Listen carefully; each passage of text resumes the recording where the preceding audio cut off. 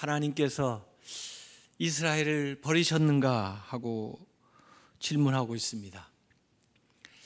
하나님께서 이스라엘을 사랑했고 또 선택했고 또 그들에게 많은 은혜를 베풀어 주셨지만 번번이 하나님을 배역하는 삶을 살고 하나님이 보낸 선지자를 죽이고 또 하나님의 은혜를 망각한 그런 행태들을 보이고 있는데 하나님께서 이 이스라엘을 어떻게 하겠는가 하는 것을 질문하는 거죠. 하나님 없는 율법 종교를 만들고 자신들의 공로로 구원받겠다고 그렇게 나서면서 예수의 그리스도도 십자가로 내몬 이 이스라엘을 어떻게 하겠는가 하고 질문하는 거죠. 아마 제가 하나님이라면은 그들에게 더 이상 이제 희망이 없다 해서 버렸을지 몰라요. 제가 하나님이 아닌 게 다행이죠. 오늘 바울은 매 게노이토 이렇게 얘기하고 있습니다. 절대로 그럴 수 없느니라. 하나님께서 그들에게 은혜와 사랑을 베푸시고 먹이시고 지키시고 인도하셨음에도 불구하고 하나님을 거듭해서 거역한 저희들을 그럼에도 불구하고 하나님은 버리지 않는다는 거예요. 시편 103편에도 보면은 그 하나님의 사랑에 대해서 얘기했습니다. 여호와는 긍휼이 많으시고 은혜로우시며 노하기를 더디하시고 인자하심이 풍부하시도다. 이어 10절에 우리의 죄를 따라 우리를 처벌하지 아니하시며 우리의 죄악을 따라 우리에게 그대로 갚지 아니하셨으니 했습니다. 바울은 자기의 경우를 들어서 설명합니다. 나를 보라. 나도 이스라엘의 그 골수분자인데 하나님을 섬긴다고 하면서 하나님을 대적하고 하나님의 사람들을 잡아 죽이고 십자가의 원수로 행했던 나조차도 구원하신 그 하나님의 사랑, 그 하나님의 은혜를 보라고 얘기하고 있는 거예요. 하나님이 나를 버리지 않은 것처럼 이스라엘도 결국에는 버리지 아니하시고 구원하실 거라라고 하는 희망을 얘기하는 거죠. 그래서 오늘 로마서 11장 2절에 미리 아신 예지 자기 백성을 정하신 그들을 버리지 아니하신다는 거예요. 하나님의 부르심과 하나님의 택하심에는 후회함이 없다는 것입니다.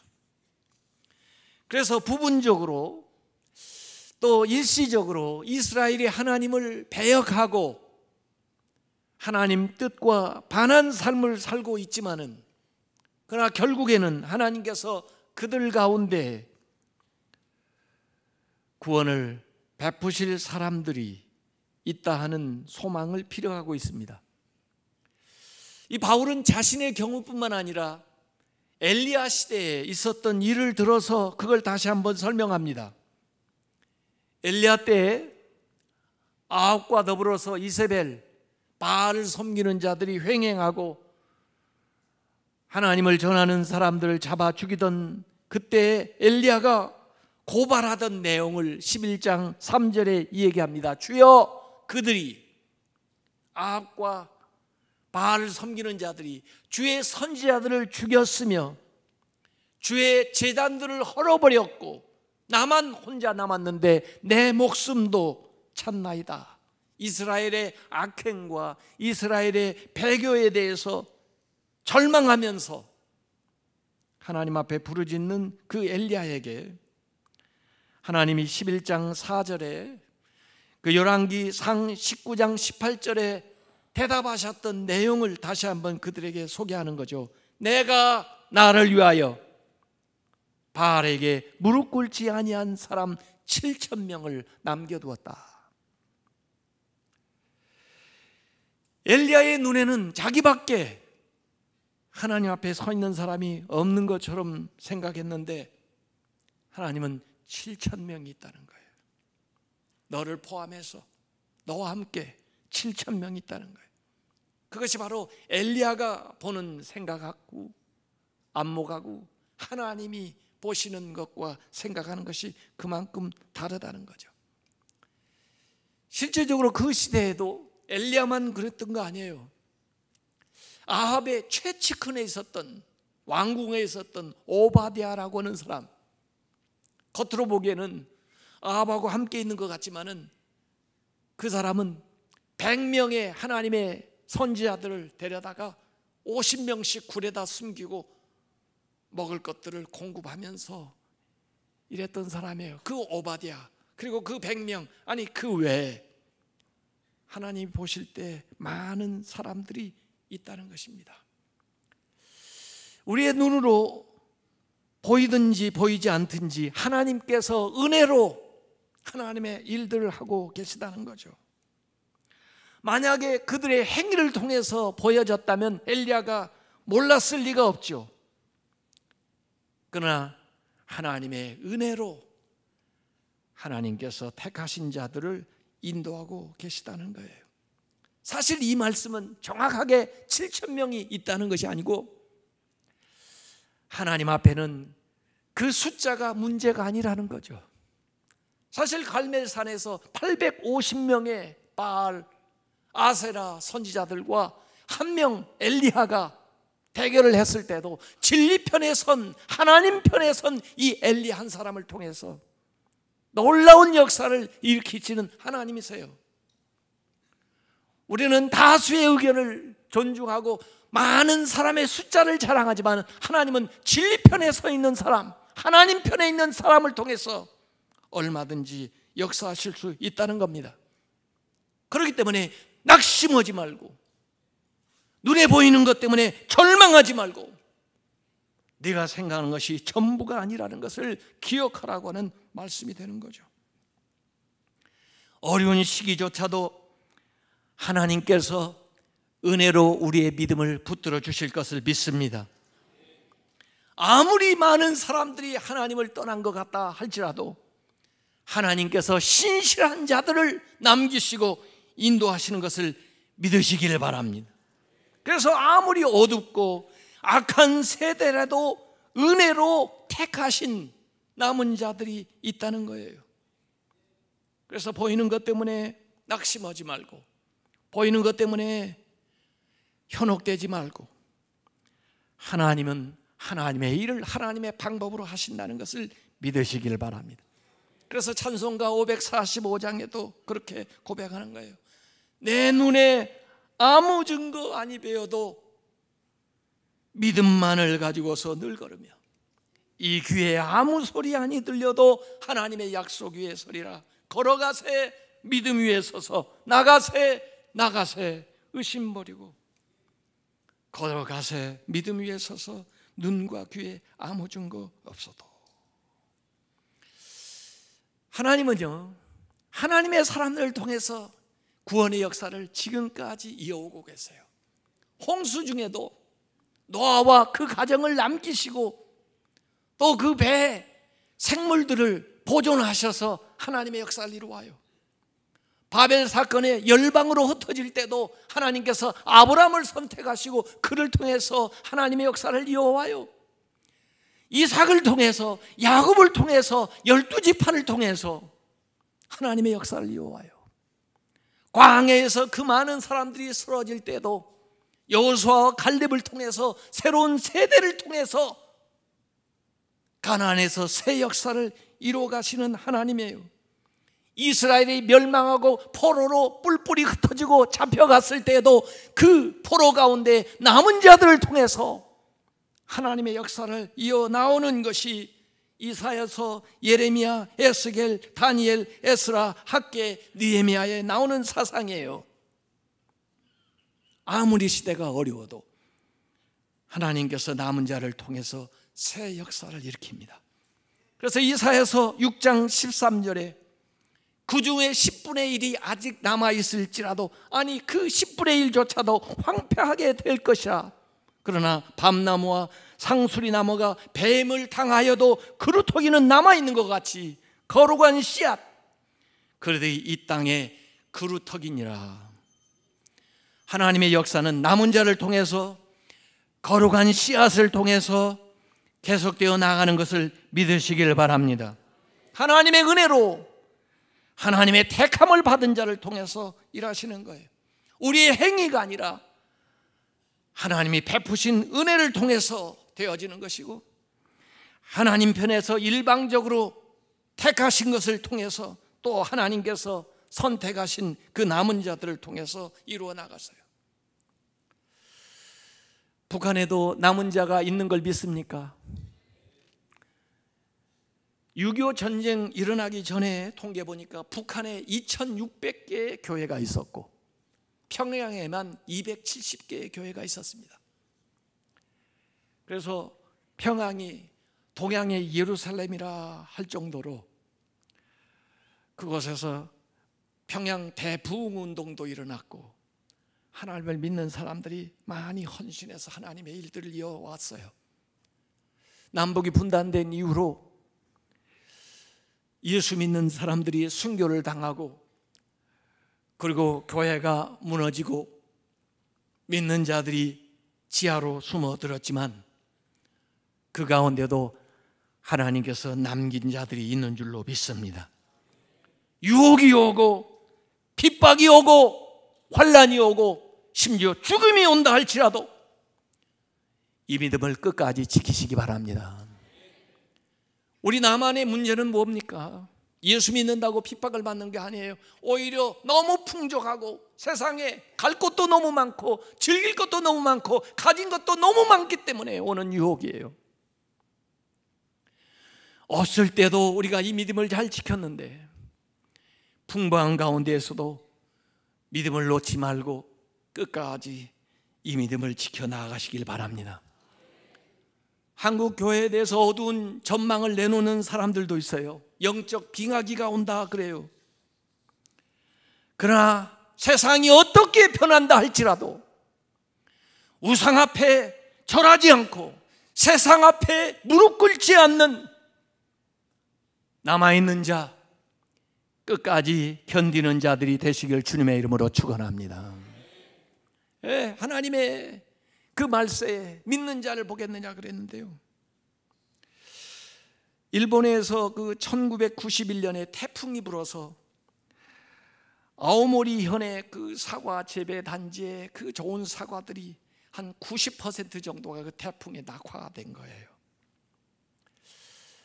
수확할 철 얼마 앞둬놓고 그렇게 낙화가 돼가지고 농민들이 아주 시름에 젖었는데, 어떤 농부는요 그 나머지 10% 사과를 잘 간수해가지고 수확을 한 다음에 그걸 파는데 거기다가 라벨을 그렇게 붙였대요.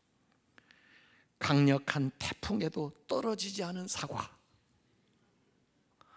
그랬더니 그 해에 수험 응시생들이 그 떨어지지 않는 사과를 보면 입시에서 안 떨어진다 그래가지고 그걸 그렇게 다른 사과보다 10배나 더 비싸게 가격을 치르고 샀다는 거예요. 그래서 손해를 만회했다는 그런 실화 같은 이야기가 있어요. 견디시기 바랍니다. 끝까지 남아있으시기 바랍니다. 오늘 이스라엘이 그렇게 하나님의 말씀에 배반하고 떠난 것 같아도, 눈에 보이지 않아도 하나님께서 남은 자들을 세워놓는다 하는 얘기를 여기 바울은 먼저 하고 있습니다. 그러나 그 7절에 남아있는 자는 앞에 남은 자 얘기한 거는 좀 의미가 달라요. 앞에는 remnant, 남은 자인데 여기 7절에 남은 자는 the last, 하나님이 선택하고 그리고 남은 자, 버림받은 자죠. 버려진 자의 은혜에서 제외된 자들도 있다 이거예요. 그 남은 자들은 우둔하게 되어졌다. 하나님의 은혜가 그들에게서 빠져버리게 되니까 그들의 양심이 마비되고 그들의 마음은 돌처럼 굳어졌다는 거예요. 그래서 그렇게 버려진 사람들의 특징을 보니까 11장 8절에 세 가지로 나옵니다. 하나님이 오늘까지 그들에게 혼미한 심령, 마음이 혼미했어요. 마치 술 취한 것처럼, 마취 상태에 있는 것처럼 분별력을 잃어버린 그런 혼미한 심령, 보지 못하는 눈, 보기는 보아도 깨닫지를 못해요. 또 눈앞의 것만 보지 먼 것은 보지 못해요. 보지 못하는 눈, 그리고 듣지 못할 귀를 주셨다. 하나님의 말씀을 들어도 깨닫지를 못하는 거예요. 이런 자들은 버려진 자들이에요. 은혜가 떠난 자들이에요. 사실 이 말씀은 신명기 29장 4절 말씀을 인용한 거거든요. 구약의 광야 생활을 하다 보니까 이스라엘 사람들이 광야 생활을 하면서 깨닫는 마음이 없어지고, 보는 눈, 하나님이 그렇게 많은 기적을 보여주는데도 그걸 못 보고, 들려주시는 그 하나님의 음성을 듣지 못하는 귀, 이것이 오늘날까지 있다는 거예요. 광야 생활할 때만 그들이 그런 게 아니고 오늘날도 그렇게 하나님 말씀을 들려주는데도 완악해서 깨닫지를 못하고, 보여줘도 볼 수 없고 들려줘도 듣지 않는 자들이 있다는 거예요. 그들에게는 하나님의 준후한 심판이 임한다는 겁니다. 다윗은 저주의 시편에서, 저주 시편 69장 22절 23절에 그 은혜 받지 못한 자들에 대해서 얘기했는데, 바울은 그 말씀을 인용해 가지고 오늘 로마서 11장 9절 10절에 얘기하고 있습니다. 그들의 밥상이 올무와 덫과 거치는 것과 봉이 되게 하셨고, 밥상, 음식을 먹는, 영양을 공급하는 그 밥상이 오히려 올무가 되고 덫이 되고 거치는 것이 되고 봉이 되는 거예요. 여러분, 짐승을 사냥할 때 그 짐승이 좋아하는 먹이를 가져다가 그 덫에다가 놓습니다. 자기가 죽는지를 모르고 가서 그걸 덥석 물어요. 그래서 그에게 올무가 되고 덫이 되고 거치는 것이고 보응이 되는 거죠. 우리의 음식이 나에게 죄를 짓게 만들고 결국 나를 사망으로, 내가 심판을 받는 대로 데려간다면 그것이 바로 이러한 어리석은 모습이 되는 거죠. 먹는 것 때문에 죄를 짓고 그것 때문에 넘어지고 그것 때문에 벌을 받는다면, 먹는 것을 통해서 힘을 얻어 선한 일을 하는 것이 아니라 죄를 짓는 데 쓴다면 그것은 저주를 받은 거죠. 그들의 눈은 흐려 보지 못하고 그들의 등은 항상 굽어. 눈이 흐려서 분별력이 없어 영적 맹인이 될 뿐만 아니라 등이 굽어요. 왜? 매일 땅에 있는 것만, 아래 있는 것만 바라보고 그걸 위해서 살아가니 등이 굽을 수밖에 없는 거죠. 예수님께서 이러한 모습을 마태복음 24장 38절 39절에 얘기하신 적이 있어요. 홍수 전에 노아가 방주에 들어가던 날까지 사람들이 먹고 마시고 장가가고 시집가고 있으면서 홍수가 나 그들을 다 멸하기까지 깨닫지 못하였으니 인자의 임함도 이와 같으리라 그랬어요. 은혜를 받아야 우리가 음식을 먹는 의미가 달라지는 거예요. 눈이 열리고 귀가 열려야 하나님이 원하는 삶을 살아갈 수가 있는 거예요. 땅만 바라보지 말고 하늘을 바라보면서 우러러보면서 하늘나라를 소망하면서 살아야 바른 인생을 살게 되는 것입니다. 오늘 로마서 11장 11절에는 로마서 시작하면서 11장 1절에 질문했던 것을 다시 한번 바울은 질문합니다. 그러면 그들이 넘어지기까지 실속하였는가? 이스라엘이 완전히 넘어져서 이제는 다시 소망이 없는가? 하고 다시 물어요. 그리고 똑같이 대답합니다. 그럴 수 없느니라. 이스라엘이 완전히 실족하여 버려진 것은 아니라는 거예요. 그러면 이 일을 통해서 하나님이 뭘 하시나? 오늘 12절에 보니까 그들의 넘어짐이, 이스라엘의 넘어진 걸 통해서 세상의 풍성함이 되며, 그들의 실패가, 이스라엘의 실패가 이방인의 풍성함이 된다. 이건 어떻게 보면 영적으로 삼각관계예요. 하나님과 이스라엘과 이방인과의 그 관계인데, 이스라엘이 넘어짐으로써 이 복음이, 이 은혜가 이방에게 미쳤다는 거예요. 마치 그 예루살렘 교회에 핍박이 일어나니까 예루살렘 교회에 모여있던 그 유대인들이 사방으로 흩어집니다. 사마리아, 유대, 그리고 저 안디옥까지. 그래서 유대인뿐만 아니라 이방인들에게도 복음을 전하게 돼요. 그래서 결국 안디옥에 교회가 세워져요. 그 안디옥 교회는 이방인 선교를 위한 전초기지가 되죠. 바울과 바나바가 그곳을 기지로 해서 1차, 2차, 3차 전도여행을 하게 되는 거예요. 예루살렘의 실패가 안디옥 교회를 세우는 계기가 된 거예요. 이방인 선교의 문을 열게 된 거예요. 바울이 이방인들을 선교하기 위해서 나가는데, 사실은 이방인만을 선교하는 것이 아니라 이방인을 선교하는 걸 통해서 나중에 이스라엘 백성으로 하여금 시기심이 일어나게 돼요. 그래서 오늘 11절에 그리고 14절에 envious, 시기한다는 건데, 우리 한국말로 하면은 시샘한다고 번역하면 더 좋을 거예요. 왜냐하면 시기한다는 거에는 부정적인 뜻이 많이 있는데, 항상 부정적인 것만이 아니에요. 시기한다는 게요, 뭐 안 좋은 일에 대해서 또 안 좋은 방법으로 남의 것을 빼앗으려고 하면은 그 시기가 나쁜 거지만은, 좋은 것에 대해서 또 다른 영역, 또 얼마든지 주시는 하나님의 은혜를 향하여서 나아갈 수 있는 계기가 된다면은 그 시샘하는 게 오히려 좋을 수가 있죠. 지난 주간에 그 경제 전문가 만나가지고 특강을 들었는데, 그분이 그런 얘기 하더라고요.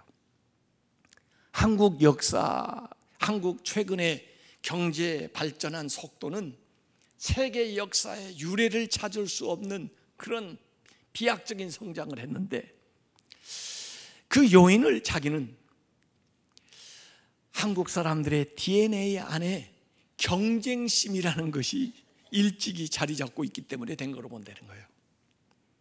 한국 사람만큼 경쟁심이 강한 민족을 자기는 못 봤다는 거예요. 심지어 우리는 유치원 갈 때도 경쟁률이 대단하잖아요. 계속 학교 들어가면 대학 입시를 위해서 모든 것이 다 그냥 줄을 세우잖아요. 그래가지고 또 대학 졸업을 하면 또 취직하기 위해서 몇십 대 1 경쟁을 뚫고 또 그 취직 자리에 나가요. 그래서 우리 한국 사람들은 하여간 경쟁하는 데는 이골이 나가지고 그냥 어디 가든지 경쟁해서 지는 법이 없다는 거예요. 그러다 보니까 비약적으로 성장했다, 그분은 얘기하던데, 저는 그 얘기를 들으면서 오늘 이 주제하고 연관지어 가지고 우리 마음에는 시기심이 있기 때문에 이 시기심이 그 경쟁 의식을 불러일으킨 게 아닌가 하는 생각이에요. 우리 한국 속담에 무슨 말이 있어요? 사촌이 논 사면 배가 아프다. 왜 배가 아파요? 배가 고픈 건 참아도 배 아픈 건 못 참는다. 시기심.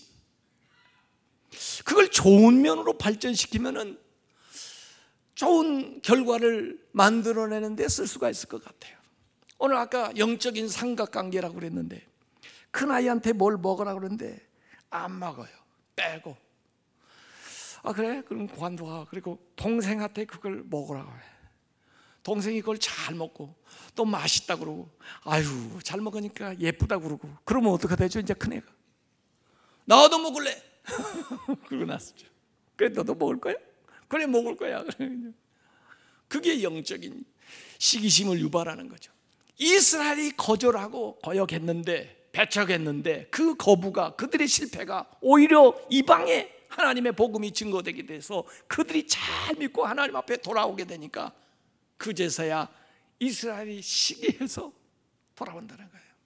그래서 요새 메시아닉 주, 이스라엘 사람들 가운데 이제 그리스도인이 되는 사람들이 많아지고 있어요. 이스라엘의 넘어짐이 이방의 구원이 이루고, 또 이방이 주님 앞에 돌아오는 것을 통해서 이스라엘이 결국 시기 나게 되어가지고 하나님께로 돌아온다 하는 것이 오늘 로마서 11장 12절, 11절과 14절에 반복해서 나오는 거예요. 사실 신앙생활이 그런 것 같아요.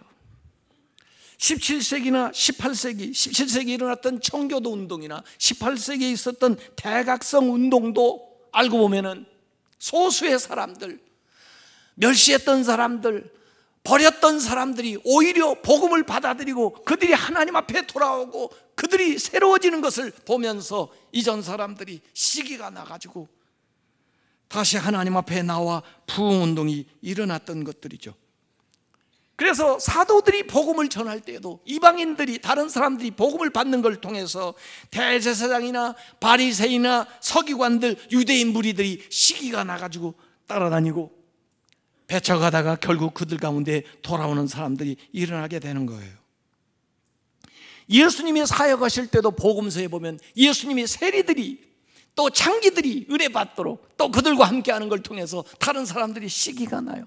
심지어 이방인 백부장이 주님 앞에 돌아오는데 내가 이스라엘 가운데도 이만한 믿음을 만나보지 못했노라고 주님이 칭찬하는 걸 통해서 이들이 충격을 받게 되는 거죠. 그래서 선한 일에 열심을 내시기 바랍니다. 하나님 앞에 헌신하고 주의 일 잘 감당하는 분들 보면은 마음으로부터 부러워하시기 바랍니다. 세상에서는 부러우면 지는 거다 그러는데 부러우면 기도하세요. 나도 저렇게 좀 할 수 있도록 해달라고. 우리 교회 그렇게 해가지고 귀한 일들을 하는 사람 많아요. 믿음의 좋은 본을 보이는 사람 보면은, 또 하나님의 은혜 안에서 잘 되는 사람 보면은 그냥 시기해서 끌어내리려고 하지 말고 부러워하면서 기도하세요.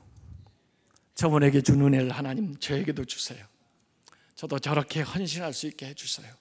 저도 저렇게 믿음 생활 잘 할 수 있도록 도와주세요. 이렇게. 그래서 오늘 바울은 이스라엘의 구원에 대해서 얘기했습니다. 하나님이 저들 전적으로 버린 게 아니다. 저들이 주님을 배척했지만 아직도 하나님께서 그들에게 남은 자들 불씨를 남겨놓았고, 그리고 그 남은 자들을 통해서 하나님이 역사하시고, 또 이 복음이 이방으로 나아가 내가 이방인들에게 복음을 전하는 이방인의 사도가 되었지만 그렇다고 해서 유대인들을 쳐버린 게 아니다. 이방인들에게 이 복음을 전해서 이방인들이 예수 잘 믿는 모습을 통해서 이스라엘이 오히려 시기심이 일어나서 다시 믿음을 회복하고 하나님께 돌아올 시간이 있다. 이것이 하나님의 구원 계획이다 하는 것을 이 로마서 11장에 바울이 얘기하고 있는 거예요. 제가 선교지에 중국이나 어려운 지역에 가서 보면요, 정말 그들은 어려운 환경 속에서도 주님을 잘 믿으면서 신앙생활을 잘하더라고요. 거기 가서 뭘 하러 갔다가 오히려 충격을 받고 오히려 도전을 받고 오히려 은혜를 받아요. 여들은 이렇게 어려운 환경 속에서도 이렇게 믿음을 잘 지켜나가는데 나는 모든 것이 갖춰진 그 환경 속에서도 주님께 제대로 충성하지 못하는구나. 그래서 오히려 그런 데 갔다 오면은 다시 신앙생활을 또 헌신하는 믿음 생활을 할 수 있는 그런 힘을 얻게 돼요. 저 북한의 그 어려운 환경 속에서도 신앙생활을 하는 사람들이 있습니다. 중국과 모슬렘 그 상황에서도 주님의 영광을 위해서 헌신하고 정말 목숨 바쳐가면서 주님을 섬기는 사람들이 있습니다. 오늘이 순교자 기념주일이에요. 주님을 위해서 목숨을 바치고 믿음을 지킨 사람들이에요. 오늘 우리에게는 그들의 그 헌신 때문에, 우리 선배들의 그 희생 때문에 이 많은 은혜와 축복이 주어졌습니다. 그런데도 불구하고 하나님께 영광 돌리지 못하고 이 은혜의 일들을 이어가지 못한다면은 그건 너무나 잘못된 거죠. 이전에도 우리를 지켜주신 하나님이 앞으로 우리와 함께 하실 줄로 믿습니다. 어떤 상황, 어떤 처지에서도 이 믿음을 꼭 지키시기 바랍니다. 이 시대에 남은 자들이 되시기 바랍니다.